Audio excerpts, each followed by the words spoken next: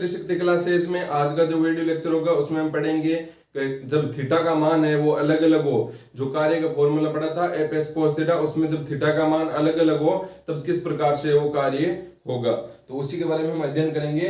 कल हमने वो एक फॉर्मूला निकाला था, W बराबर क्या निकाला था, एफ एस कोस थीटा, पिछला वाला जो वीडियो लेक्चर था उसमें W बराबर एफ एस कोस थीटा। ये क्या होता है, कार्य होता है। क्या होता है, कार्य। ठीक है, अब ये कार्य कब आया था, जब हमारा क्या क्या था, कार्य होता है। क्या कार्य होता है, किसी वस्तु पर बल लगाना और बल लगाकर उस पर क्या करना, उसका क्या करना, विस्थापन करना, वही कार्य होता है। अब अगर बल मतलब कहने का मतलब बल और विस्थापन एक ही दिशा में होने चाहिए, लेकिन जब बल और विस्थापन एक ही दिशा में नहीं हो तब भी हमारे को कुछ ना कुछ करना पड़ेगा। तो उसके लिए हमने वहां पर एक फॉर्मूला निकाला था जो आया था हमारा W बराबर एफ एस कोस थीटा। अब बात कर लेते हैं कि थीटा का मान अलग अलग हो, और थीटा कौन सा था, ये मान लो कोई वस्तु है इस प्रकार से, इस वस्तु पर विस्थापन है वो कुछ इस प्रकार से हो रहा है इसका, और जो बल लग रहा है वो कुछ इस प्रकार से लग रहा है। तो ये जो थीटा है वो क्या है, बल और विस्थापन के मध्य कोण है। बल और विस्थापन के मध्य क्या है, कोण है। ये m द्रव्यमान की वस्तु है। तो हम अलग अलग कंडीशन में निकालेंगे कि थीटा अगर 0 डिग्री हो तो क्या होगा, थीटा अगर 90 डिग्री हो तो क्या होगा, थीटा अगर 180 डिग्री हो तो क्या होगा। तो उसके लिए देखो यहाँ पर सबसे पहले हम विशेष परिस्थिति में यहाँ पर पहले नोट करके लिख सकते हो या विशेष परिस्थिति लिख सकते हो। नोट क्या है, पहला यदि थीटा कितना हो, यदि थीटा हो 0 डिग्री, थीटा कितना हो 0 डिग्री, तब क्या होगा। तो देखो थीटा अगर 0 डिग्री होगा तो W बराबर क्या आएगा, W बराबर आएगा एफ एस कोस थीटा का मान रख दो कितना, 0 डिग्री, कितना रख दो 0 डिग्री। अब यहाँ पर आपको ध्यान में रखना है जो कोस है, कोस 0 डिग्री का मान कितना होता है, 1 होता है। कोस 0 डिग्री का मान कितना होता है, 1 होता है। इस पूरे का मान कितना होगा, 1 होगा। तो मैं यहाँ पर क्या लिख सकता हूँ, W बराबर एफ एस और इसका मान क्या हो गया, 1 हो गया, और 1 को लिखने की जरूरत नहीं, मतलब मेरा कार्य क्या आ गया, W बराबर एफ एस। और ये कार्य क्या होगा आपका, ये धनात्मक कार्य यहाँ पर है ना, ये कार्य धनात्मक है तथा अधिकतम कार्य, तथा क्या है, अधिकतम कार्य। कहने का मतलब जब हम क्या करेंगे, किसी वस्तु पर जिस दिशा में विस्थापन कर रहे हैं उसी दिशा में अगर हम बल लगाएंगे तो वहां पर हमारे को क्या मिलेगा, अधिकतम कार्य मिलेगा। हम ज्यादा से ज्यादा वो कार्य कर पाएंगे।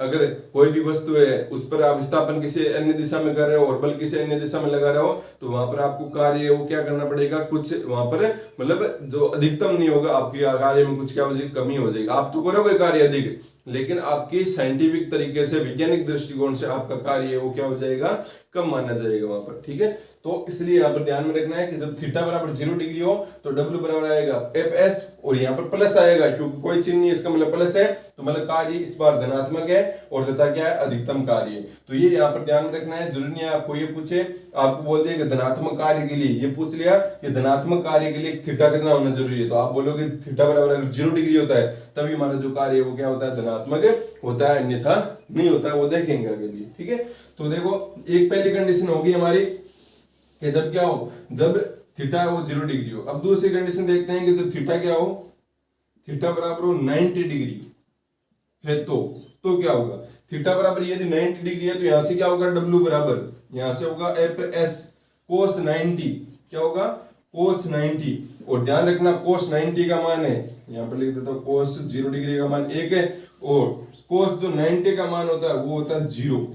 कितना होता है, 0 होता है। कोस 90 का मान कितना होता है, 0 होता है। तो यहां से देखो क्या आ गया, W बराबर आ गया आपका 0, W बराबर आ गया 0। क्यों, क्योंकि कोस 90 का मान कितना है, 0, 0 इंटू एफ एस मतलब 0 हो गया। मतलब जब थीटा 90 होता है तब मतलब वहां पर जो कार्य है वो कितना होता है, 0 होता है। कार्य क्या होगा, कार्य 0, कार्य 0। तो ये ध्यान में रखना है, आपको पूछ लिया जाए कि कार्य कब 0 होता है, कार्य 0 होता है आपका 90 डिग्री पर। मतलब जब विस्थापन और बल के मध्य जो कोण है वो कितना हो, जब 90 डिग्री हो तब वहां पर जो आपका कार्य है वो कितना होगा, 0 होगा। मान लो आपके जो सर है उस पर आप कोई भी एक वस्तु रखते हो, ठीक है, जिसका द्रव्यमान है कुछ ना कुछ 10-15 किलो मान लो, और उसको लेकर आप है वो क्या कर रहे हो, चल रहे हो। तो इसका मतलब आपका विस्थापन कैसे हो रहा है, आपका विस्थापन हो रहा है आगे की दिशा में इस प्रकार से, और भार कैसे, भार है आपके सर के ऊपर, इसका मतलब बल आप पर ऐसे लग रहा है, मतलब बल इस प्रकार से ऊपर की तरफ लग रहा है और विस्थापन आप ऐसे कर रहे हो, तो यहाँ पर बल और विस्थापन के मध्य कोण कितना हो गया, 90 डिग्री हो गया। तो इसका मतलब 90 डिग्री होने पर जो आपका कार्य आएगा एफ और एस के मध्य कोण 90, मतलब डब्ल्यू बराबर कितना, डब्ल्यू बराबर एफ एस कितना आएगा, थीटा का मान 90 90 आ गया, डब्ल्यू बराबर कितना आ गया, 0 आ गया। कहने का मतलब जब आप इस प्रकार से करोगे तो मतलब बल और विस्थापन इस प्रकार से होगा तो आपके द्वारा कोई भी कार्य वहां पर नहीं किया जाएगा साइंटिफिक तरीके से। आपकी ऊर्जा में कमी जरूर होगी लेकिन वैज्ञानिक दृष्टिकोण से वहां पर कोई भी कार्य नहीं होगा, क्योंकि फॉर्मूले से आ रहा है कि W बराबर क्या है, 0 है।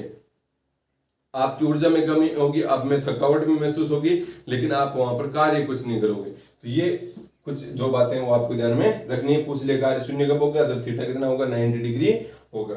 चलो अब आगे बात करते हैं। तीसरी जो विशेष परिस्थिति है वो क्या है, देखो तीसरी जो विशेष परिस्थिति है वो यदि थीटा कितना हो, यदि थीटा हो 180 डिग्री है तो, थीटा 180 डिग्री है तो क्या होगा, देखो सीधी सी बात है। W बराबर क्या होता है, W बराबर होता है F S cos theta, theta की जगह कितना मान देखो 180 डिग्री, क्योंकि बोला गया है कि थीटा कितना आपका 180 डिग्री, इसलिए रख दे मैंने मान। अब देखो यहाँ पर क्या होगा, W बराबर एफ एस कोस, सॉरी जो कोस है 180 डिग्री का मान है, कोस 180 डिग्री का मान होता है -1, कितना होता है, -1। कोस 180 डिग्री का मान कितना होता है, -1 होता है। ये आपको याद रखना पड़ेगा, ठीक है, ध्यान में रखना है। यहाँ पे जब आप मैथ्स के अंदर है ट्रिग्नोमेट्री पढ़ोगे ना, तो उसके अंदर आपको है वो सारे ये कोस साइन वगैरह ये सारे आपको वहां पर पता चल जाएंगे। तो कोस 180 डिग्री का मान हो गया -1, तो -1 रख दो, ये -1, तो W बराबर क्या आ गया, माइनस का एफ एस। तो ये जो आया है W बराबर माइनस का एफ एस, इसका मतलब कार्य क्या है, ऋणात्मक है, कार्य ऋणात्मक, कार्य क्या है, ऋणात्मक है। मतलब जब कितना हो थीटा, थीटा जब 180 डिग्री हो, जब थीटा हमारा 180 डिग्री होता है तब हमारा जो कार्य आता है वो क्या आता है, ऋणात्मक आता है। और ये हमने यहाँ पर फॉर्मूला निकाला, W बराबर क्या हो गया, माइनस का एफ एस हो गया, ठीक है। ये बात है, आपको जो 3 इंपोर्टेंट बातें थी, ये वाली थीटा 0 डिग्री, थीटा 90 डिग्री और थीटा 180 डिग्री, इन बातों को आपको ध्यान में रखना है ताकि आगे कोई भी कंफ्यूजन ना रहे। इनसे क्वेश्चन भी बन सकते हैं कि थीटा 180 डिग्री पर कार्य ऋणात्मक होता है, धनात्मक होता है, तो आप यहाँ से निकाल सकते हो। W बराबर माइनस एफ एस दे दिया यहाँ पर सीधे, और बोल दिया जाए कि इस फॉर्मूले में, उपरोक्त फॉर्मूले में थीटा कितना है, तो आप यहाँ पर फटाफट से आपको ध्यान में होगा, तो आप क्या बोल, अगर माइनस है इसका मतलब थीटा है वो कितना होगा, 180 डिग्री होगा। तो ऐसे मतलब आपके क्वेश्चन से वो बनेंगे। और ये कंडीशन कब होगी कि मतलब बल और विस्थापन क्या है, एक दूसरे से क्या विपरीत दिशा में, ये बल कैसे लग रहा है, विस्थापन ऐसे हो रहा है और बल इस पर ऐसे लग रहा है, ठीक है, विस्थापन ऐसे हो रहा है, बल इस पर ऐसे लग रहा है, इस प्रकार से। तो इस प्रकार की कंडीशन कैसे हो सकती है यहाँ पर, या इसको ऐसे तरीके से समझ सकते हो कि ये मान लो कोई एक m द्रव्यमान की कार है, ठीक है, तो m द्रव्यमान की कार चल रही है ऐसे आगे, ठीक है, मतलब ऐसे आगे चल रही है, ऐसे आगे चल रही है, ठीक है। अब आप क्या करोगे, अगर इस कार को आपको रोकना है, कार इस प्रकार से चल रही है, अगर आपको इसको रोकना है, इस प्रकार चल रही है, तो आप इस प्रकार से उसको क्या करोगे, धक्का मारोगे ना। इसका मतलब आप इस प्रकार से धक्का मारो, कार ऐसे चल रही है, आप इसको इस प्रकार से धक्का मार रहे हो, इसका मतलब जो आप बल लगाओगे वो किस दिशा में लगाओगे, इस दिशा में लगाओगे। तो कहने का मतलब विस्थापन और बल एक दूसरे से कितने कोण पर होंगे, 180 डिग्री कोण पर होंगे। तो यही कंडीशन होती है, ठीक है। गाड़ी है वो, जिससे आप गाड़ी को रोकना है, तो उसमें थीटा कितना हो जाएगा आपका, 180 डिग्री हो जाएगा। मतलब आपके द्वारा किया गया कार्य क्या होगा, ऋणात्मक होगा, और ये कार्य है वो आपका न्यूनतम है, ठीक है। W बराबर 0 हो गया तो मतलब सीधी सी बात है न्यूनतम ही होगा, और ये कार्य क्या है, ऋणात्मक है।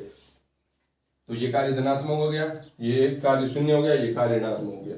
अब हम अगला जो टॉपिक है उसको करते हैं, मतलब अगला टॉपिक नहीं, इसी के अंदर इसी की कुछ जो विशेष परिस्थितियां हमने पढ़ी है नोट करके कि थीटा जब ये हो तब यहाँ पर क्या क्या होता है। तो उसी प्रकार से यहाँ पर कुछ हम दैनिक जीवन में जो काम आने वाली वस्तुओं में कार्य कितना होता है उसका हम अध्ययन यहाँ पर करेंगे। तो यहाँ पर देखो, सबसे पहले बात करते हैं कि कोई भी मुक्त रूप से कोई भी वस्तु नीचे गिर रही है,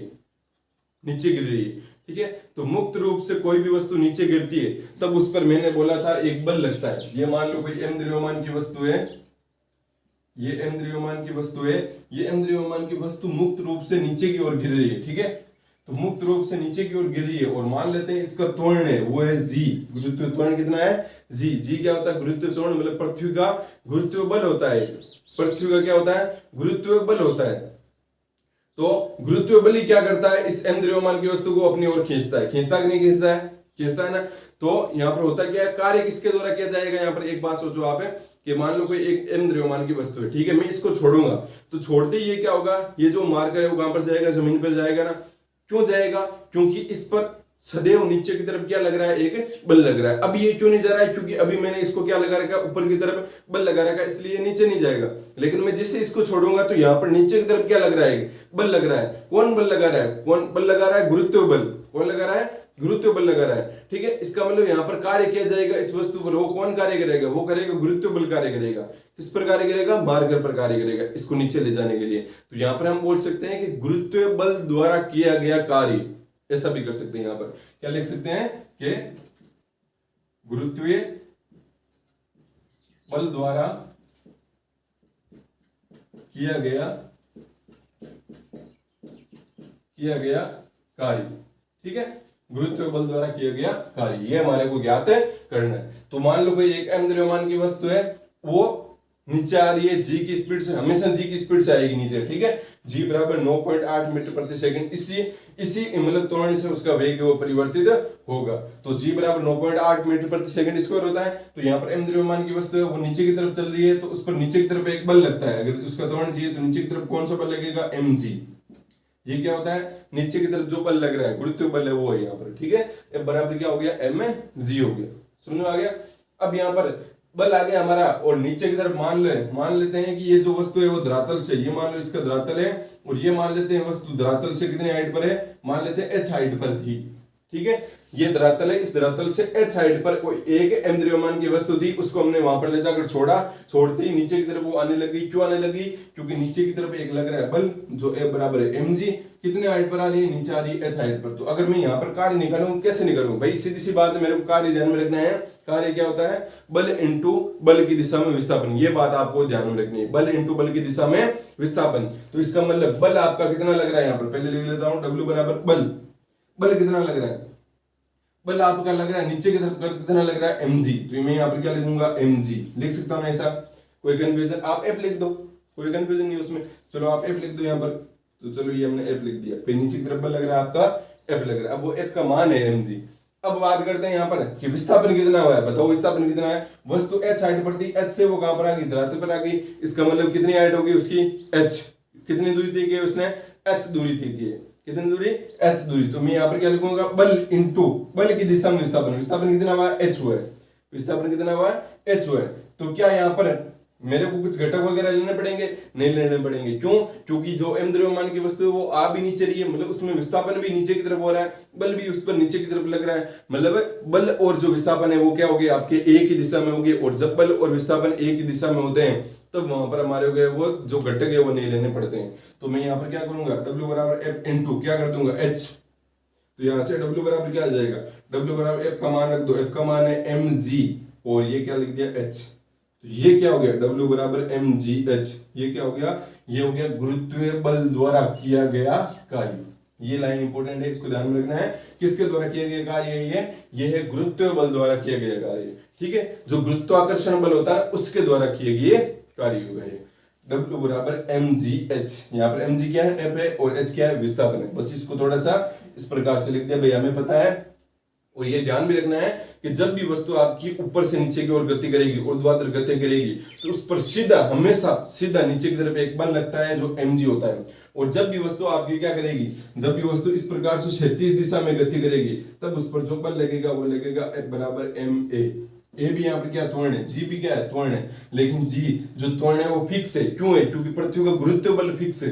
पृथ्वी का जो गुरुत्व बल है वो मतलब वहां पर जो बल रहता है वो क्या रहता है, फिक्स रहता है। गुरुत्व त्वरण है वो क्या रहता है, फिक्स रहता है, क्योंकि वो प्रत्येक वस्तु पर एक निश्चित है वो क्या लगाती है, गुरुत्वाकर्षण बल लगाती है। ठीक है। लेकिन जब यहाँ पर वस्तु इस प्रकार से तेज गति करती है तब वहां पर हमारा बल का मान भी चेंज होता रहता है। हम त्वरण भी अपनी मर्जी से चेंज कर सकते हैं भाई, हम जितना ज्यादा उस पर बल लगाएंगे उतना ज्यादा उसका वेग जल्दी से परिवर्तित होगा, तो उसका त्वरण है वो जल्दी से परिवर्तित हो गया। इसका मतलब त्वरण जल्दी से परिवर्तित हो गया, तो वहां पर हम ए का मान कोई फिक्स नहीं कर सकते हैं, लेकिन जी का मान यहाँ पर फिक्स रहता है 9.8। जी का मान कितना होता है 9.8 मीटर प्रति सेकंड स्क्वायर। ये क्या है, यह है त्वरण का मात्रक। क्या है, त्वरण का मात्रक, जो हमने 9th क्लास के अंदर वो अध्ययन किया है। अब ये एक हमारे बात होगी कि जो गुरुत्व बल द्वारा किया गया कार्य है वो कितना होता है, W बराबर mgh होता है।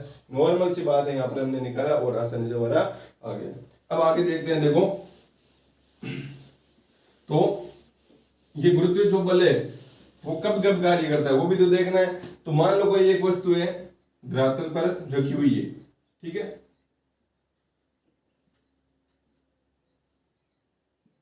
ये मान लो धरातल है यहाँ पर, ये वस्तु पहले द्रव्यमान की वस्तु ए बिंदु पर थी और ये अब बी बिंदु पर आ गई।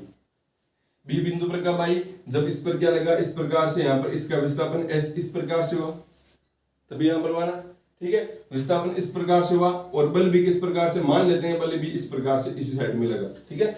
वो कोई ऐसा जरूर नहीं होता है कि बल यहाँ पर इस साइड में लगेगा तभी यहाँ पर वस्तु इस प्रकार से विस्थापित होगी।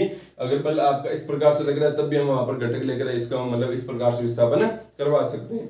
अब यहाँ पर बात करते हैं कि अभी मैंने बोला है कि कोई भी वस्तु हो जिसका द्रव्यमान हो, कोई भी वस्तु जिसका द्रव्यमान हो, वो उस पर हमेशा नीचे की तरफ क्या लगता है, एक बल लगता है जो क्या होता है mg होता है। क्या होता है, mg होता है, नीचे की तरफ हमेशा बल लगता है। तो नीचे की तरफ बल हमेशा लगेगा, कौन सा लगेगा, F बराबर mg। तो अब इससे होगा क्या, आपके दिमाग में आ रहा होगा कि वस्तु को ऐसे, वस्तु पर ऐसे भी बल लग रहा है, वस्तु पर नीचे की तरफ भी बल लग रहा है, फिर भी वस्तु नीचे की तरफ मतलब धरातल में नहीं गई और कहां पर गई, क्षैतिज दिशा में गई। ऐसा क्यों हुआ कि बल इस दिशा में भी लग रहा है, तभी तो विस्थापन वस्तु है वो ए से बी बिंदु पर गई ना, तभी तो वस्तु ए से बी बिंदु पर गई ना, क्योंकि यहाँ पर बल क्या लग रहा है, एफ लग रहा है। तो इसको इस प्रकार से खींचा जा रहा है या इस प्रकार से धक्का दिया जा रहा है, तब ये ए से बी बिंदु पर गया।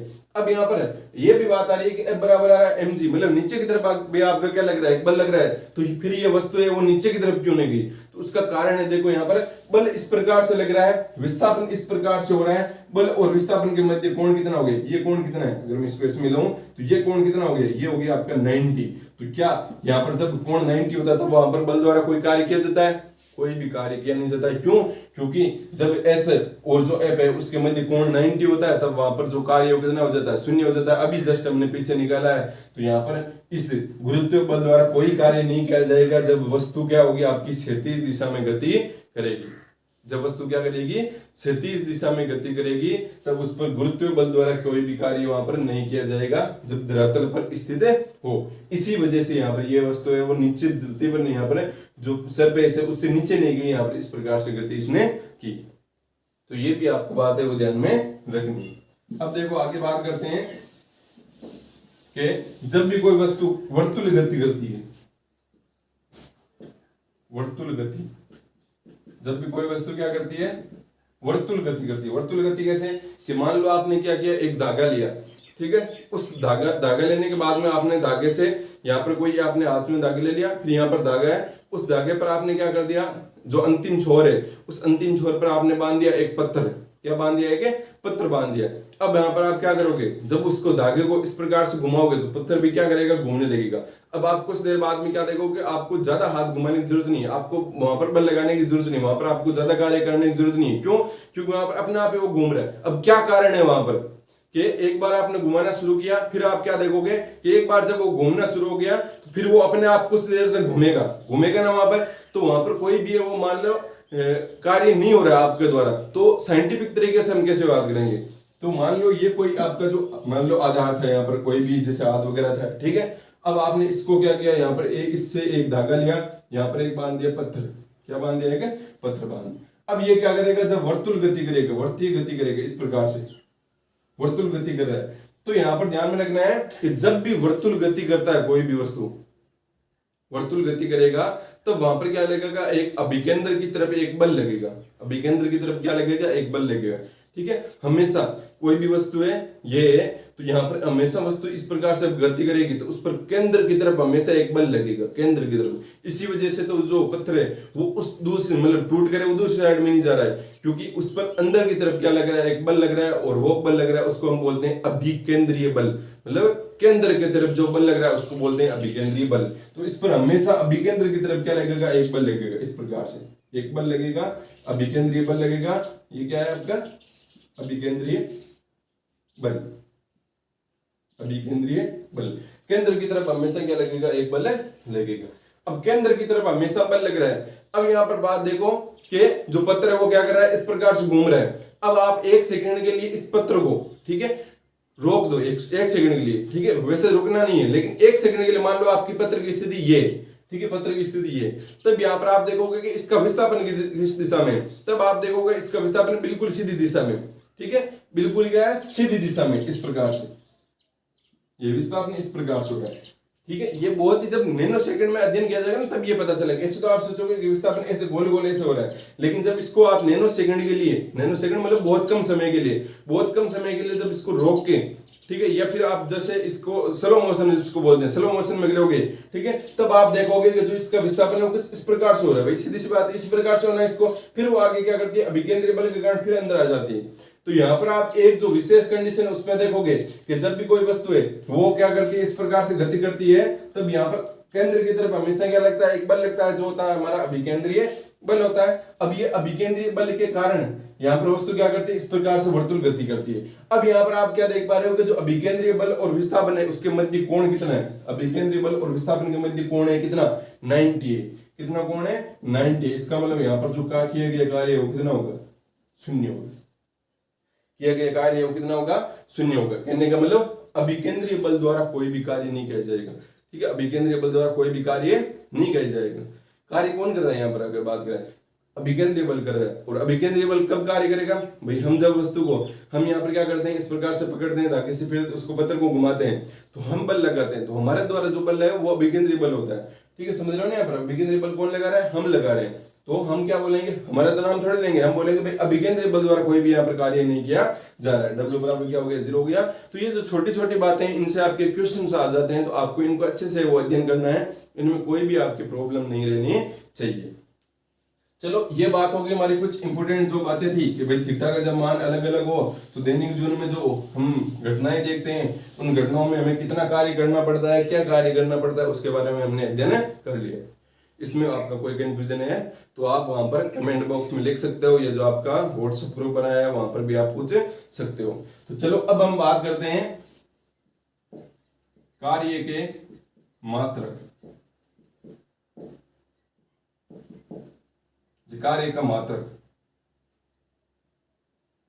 तो देखो कार्य का मात्रक है वो क्या होगा, कार्य का फॉर्मूला क्या है, देखो W बराबर Fs, ठीक है, बल इंटू विस्थापन। इसी के एक कंडीशन की बात करेंगे, भाई कार्य का फॉर्मूला क्या है, W बराबर क्या है Fs, थीटा कितना हो जब 0 डिग्री, ठीक है, क्योंकि आप अगर थीटा लोगे कोस थीटा लोगे तो कोस थीटा कोई मात्रक नहीं होता है, तो इस वजह से वहां पर हम लेंगे नहीं, हम क्या लेंगे W बराबर Fs लेंगे। पहले भी हमने क्या किया, मात्रक निकाले, जैसे धारा का मात्रक निकाला, धारा का मात्रक क्या आया था हमारा, I बराबर क्या आया था, Q/T मतलब C बटा सेकेंड, ठीक है, कुलाम बटा सेकेंड, कुलाम बटा सेकेंड में हम बोलते थे एम्पियर। तो ये कैसे निकाला था एम्पियर, हमने क्या किया था, धारा का फॉर्मूला लिखा, धारा का फॉर्मूला लिखने के बाद में यहाँ पर जो Q और T आए, इनके Q और T मतलब आवेश और समय के हमने क्या लिख दिए थे, SI मात्रक लिख दिए थे, और उन्हीं SI मात्रक को हमने क्या कर दिया था एक, क्योंकि गुलाम बटा सेकंड बोलना थोड़ा सा इसे थोड़ा बड़ा भी है, तो इसलिए यहाँ पर, और जिसने खोजा उसी के आधार पर इसका नाम है वो एम्पियर, मतलब जो मात्रक एम्पियर रख दिया था। उसी प्रकार से कार्य का वो मात्रक है वो क्या होता है, तो उसका भी हम अध्ययन करेंगे। कार्य का अगर हमारे को मात्रक चाहिए, तो कार्य का मात्रक चाहिए तो उसके लिए हमारे को क्या करना पड़ेगा, इसका बल का मात्रक लिखना पड़ेगा। और ध्यान देना कि बल का जो मात्रक होता है वो होता है न्यूटन। क्या होता है, न्यूटन। न्यूटन को आप जानते हो, गुरुत्वाकर्षण बल की खोज किसने की थी, न्यूटन ने की थी। तो उन्हीं के समान पर है वो जो गुरुत्वाकर्षण मतलब जो बल होता है उसका मात्रक क्या रखा गया, न्यूटन रखा गया। आप बोलोगे न्यूटन कैसा आया, हमें पता है ए बराबर क्या होता है, ए बराबर ma होता है ना। m क्या, द्रव्यमान, द्रव्यमान का SI मात्रक, द्रव्यमान का SI मात्रक होता है kg, द्रव्यमान का SI मात्रक क्या होता है kg, इंटू ए क्या है, त्वरण। त्वरण का ऐसा मात्रक होता है मीटर प्रति सेकंड स्क्वायर। इसके बारे में हम अध्ययन कर चुके हैं 9th क्लास के अंदर। केजी इंटू मीटर प्रति सेकंड स्क्वायर को क्या बोलते हैं, न्यूटन बोलते हैं। क्या बोलते हैं, न्यूटन। तो एफ का मात्रक हो गया न्यूटन इंटू यहाँ पर एस क्या है, एस है विस्थापन। विस्थापन मतलब दूरी है, दूरी ऊंचाई लंबाई कुछ मान सकते हो, ठीक है। विस्थापन है मतलब दूरी है। दूरी का मात्रक होता है, दूरी का एसआई मात्रक, स्टैंडर्ड इंटरनेशनल यूनिट, ठीक है। एसआई मात्रक होता है मीटर। क्या होता है, मीटर होता है। इसी न्यूटन इंटू मीटर को, जैसे यहाँ पर केजी इंटू मीटर प्रति सेकंड स्क्वायर को न्यूटन बोलते हैं, उसी प्रकार से न्यूटन इंटू मीटर को भी यहाँ पर क्या बोलते हैं, जूल बोलते हैं। क्या बोलते हैं, जूल। मतलब जे लिख सकते हो यहाँ पर, जे। न्यूटन इंटू मीटर को क्या बोलते हैं, जूल बोलते हैं। मतलब कार्य का मात्रक आप क्या बोलोगे, कार्य का मात्रक क्या होता है, कार्य का मात्रक होता है जूल। जूल क्या है, कार्य का एसआई मात्रक है। क्या है, एसआई मात्रक। एसआई मात्रक क्या होता है, स्टैंडर्ड इंटरनेशनल यूनिट, जो सब देशों ने मिलकर बनाए, ठीक है। ये हो गया आपका एसआई मात्रक। कार्य का मात्रक समझ में आ गया, जूल होता है। अब कार्य का, जैसे मैंने बताया था, मतलब मापन की अलग अलग पद्धतियां होती है। मतलब प्रत्येक जो देश था ना, पहले अलग अलग मापन की पद्धतियां प्रयोग करता था। एक होती थी आपकी एमकेएस, ठीक है, फटाफट से बता देता हूं। एक होती थी सीजीएस, दो के बारे में अध्ययन करेंगे। एमकेएस पद्धति होती है ना, हम बात करेंगे यहाँ पर द्रव्यमान, लंबाई और समय की, इन्हीं, ठीक है। मतलब प्रत्येक जो देश है वो द्रव्यमान, लंबाई और समय को किस किस मापता है। तो जो जब जहां पर एम की पद्धति यूज की जाती थी, वहां पर द्रव्यमान को, जो एम यहाँ पर एम है, ये द्रव्यमान को प्रदर्शित यहाँ पर केजी से, सॉरी ये लंबाई है, ठीक है, लंबाई को प्रदर्शित कर रहा है। एम मतलब यहाँ पर मीटर, तो मतलब लंबाई को मीटर से वहां पर कहते थे। के मतलब वहां पर द्रव्यमान रहता, उसको केजी से मतलब वहां पर वो प्रयोग में लिया जाता था। और जो समय को वहां पर प्रयोग किया जाता था सेकंड में, ठीक है। ये एम के पद्धति में। और सीजीएस पद्धति में, जहां पर मतलब जिन देशों में सीजीएस पद्धति लागू होती थी, वहां पर जो लंबाई है उसको मापा जाता था सेंटीमीटर में, और जो बाहर था उसको मापा जाता था ग्राम में। किस मापा जाता था, ग्राम में।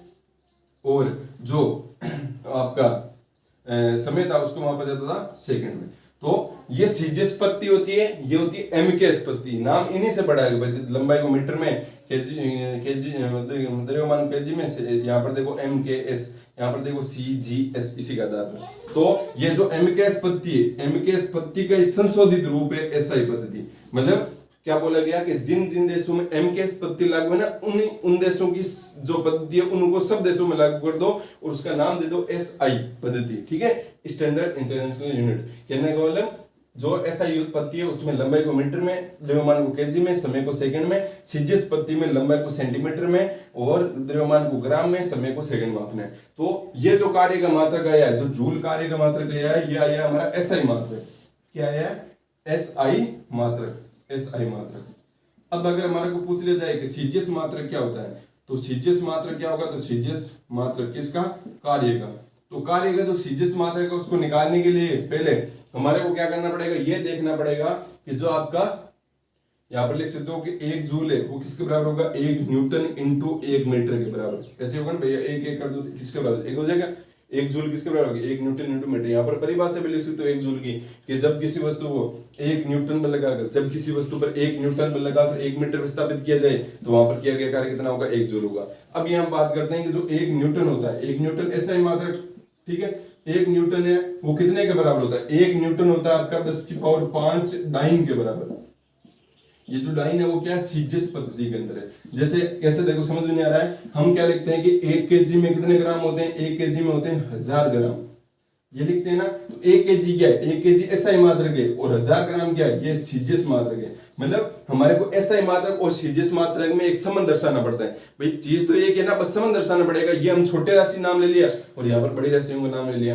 तो उसी प्रकार से जैसे 1 केजी 1000 ग्राम के बराबर है, उसी प्रकार से 1 न्यूटन जो सीजीएस मात्रक में है उसको बोलते हैं डाइन बोलते हैं, और वो कितने के बराबर, 10 की पावर 5 डाइन के बराबर है। इसी प्रकार से यहाँ पर जो आपका 1 मीटर है, 1 मीटर वो किसके बराबर होता है, 1 मीटर बराबर होता है 100 सेंटीमीटर के बराबर, ठीक है। ये सीजीएस मात्रक, ये एसआई मात्रक। अब अगर हमारे को क्या चाहिए, अगर हमारे को है वो सीजीएस मात्रक चाहिए, तो हमारे क्या करना पड़ेगा, 1 न्यूटन को बदलना पड़ेगा डाइन में, और जो सेंटीमीटर है उसको बदलना पड़ेगा सेंटीमीटर में। तो यहाँ पर मैं 1 न्यूटन की जगह क्या लिख सकता हूँ, 10 की पावर 5 डाइन, और इंटू 1 मीटर की जगह मैं क्या लिख सकता हूँ, 100 सेंटीमीटर। तो यहाँ पर देखो 10 की पावर कितना हो जाएगा, 5 इंटू कितना हो जाएगा, ये 10 की पावर 2 और डाइन इंटू सेंटीमीटर।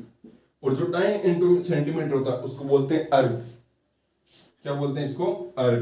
तो यहाँ पर मैं लिख सकता हूँ 1 दिन हो जाएगा 10 की पावर 5 और 10 की पावर 2 आधार समान है, जुड़ जाएगी 10 की पावर 7 और ये हो जाएगा अर्ग।